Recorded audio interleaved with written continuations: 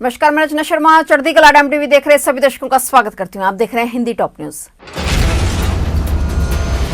दिल्ली में गणतंत्र दिवस पर ट्रैक्टर परेड हिंसा के बाद किसान पूरी मजबूती से एक बार फिर से दिल्ली पहुंच रहे हैं। वहीं दिल्ली पुलिस ने भी किसानों को प्रदेश में घुसने से रोकने के लिए तैयारियां सख्त कर दी हैं। गाजीपुर बॉर्डर को किले में तब्दील कर दिया गया है। किसानों के बढ़ते संख्या बल को देखते हुए गाजीपुर बॉर्डर पर रातों रात 12 लेयर की बैरिकेडिंग की गई है। उसके साथ ही नुकीले तार भी लगाए गए हैं। NH-24 को पूरी तरह से बंद कर दिया गया है। नोएडा सेक्टर 62 से अक्षरधाम जाने वाले रास्ते को भी पूरी तरह से बंद कर दिया गया है। प्रधानमंत्री नरेंद्र मोदी की ओर से किसान और मेरे बीच बस एक कॉल की दूरी वाले बयान पर भारतीय किसान यूनियन के अध्यक्ष नरेश टिकैत ने कहा है कि प्रधानमंत्री ने जो कहा है उनका स्वागत करते हैं और हमारी तो बस यही मांग है कि तीनों काले कानून वापस लिए जाएं और MSP पर कानून बनाया जाए। वहीं नरेश टिकैत ने हरियाणा में इंटरनेट की पाबंदी की आलोचना की है। दिल्ली में गणतंत्र दिवस पर ट्रैक्टर परेड हिंसा के बाद किसान आंदोलन को धार देने के लिए पंचायतों का दौर शुरू हो गया है। पिछले दिनों जहां उत्तर प्रदेश के मुजफ्फरनगर में किसान महापंचायत हुई, तो वहीं आंदोलन की नई रणनीति तय करने के लिए अब किसान नेताओं ने यूपी और हरियाणा में किसान महापंचायत करने का ऐलान किया है।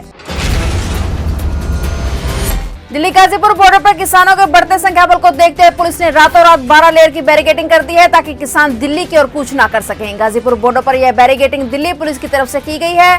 पुलिस को आशंका है कि 1 फरवरी को बजट सत्र के दौरान किसान एक बार फिर से दिल्ली की तरफ कूच कर सकते हैं। इसी वजह से बॉर्डर पर रातों रात ही बैरिकेडिंग कर दी गई।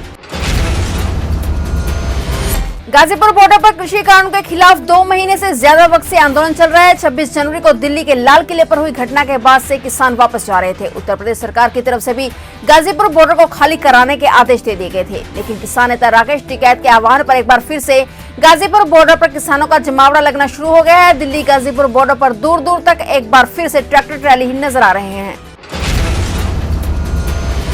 गणतंत्र दिवस के दिन लाल किले में मचे उत्पात को लेकर पंजाबी एक्टर दीप सिद्धू पर गिरफ्तारी की तलवार लटक रही है। इस बीच दीप सिद्धू की ओर से एक और वीडियो जारी किया गया है। इसमें एक्टर ने कहा है कि उन्होंने कुछ गलत नहीं किया है। वे 2 दिन बाद पुलिस के सामने पेश होंगे। एक्टर ने यह भी कहा है कि जांच एजेंसियां उनके परिवार को परेशान न करें।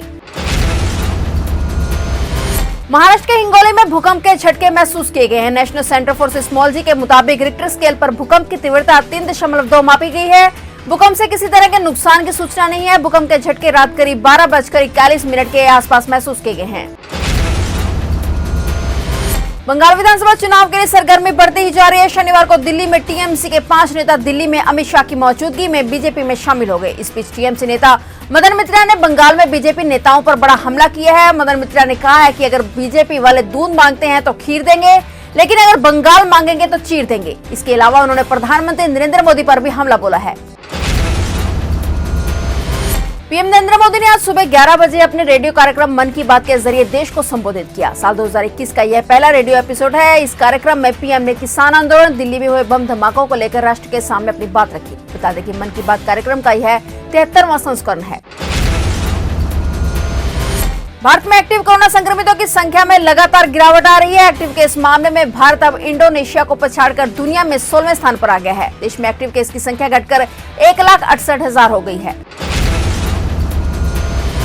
और अपडेट्स लेकर फिर से हाजिर होंगे, क्योंकि समाचार का सिलसिला यहाँ कभी नहीं थमता।